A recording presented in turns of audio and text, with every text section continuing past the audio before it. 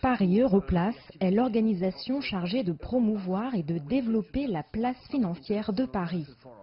Déterminée à jouer le rôle de hub européen dans le processus d'internationalisation du renminbi, elle est impliquée dans les échanges financiers avec la Chine, aussi bien sur le plan institutionnel qu'au niveau des entreprises. Une détermination réactivée récemment par sa présence en Chine lors de la visite du président français, comme nous l'explique son délégué général Arnaud Debresson. Oui, Paris Europlace a participé à la visite d'Emmanuel Macron en Chine au début de cette année, au mois de janvier, visite d'État du président français en Chine, pour témoigner de la coopération qui se développe entre la place financière de Paris, Paris Europlace, et les places financières chinoises, coopération déjà ancienne. Une coopération qui porte aujourd'hui ses fruits. Dès les premières annonces des autorités chinoises, nous avons mis en place un comité de pilotage pour travailler sur les développements du renminbi sur la place de Paris, faire de Paris l'une des places leaders en Europe dans l'utilisation de la monnaie chinoise. Aujourd'hui, 10% du commerce franco-chinois est déjà libellé en renminbi, ce qui permet aux entreprises françaises d'avoir des contacts avec leurs clients chinois.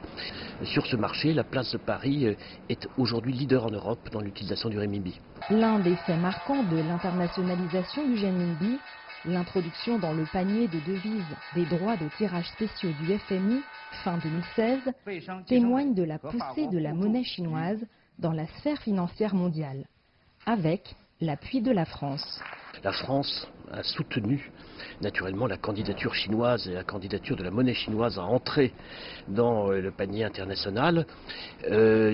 D'après les statistiques internationales, la monnaie chinoise est aujourd'hui la 5e monnaie du monde, ne représente encore que 2% des paiements mondiaux, mais on voit bien que les développements du renminbi vont s'accélérer.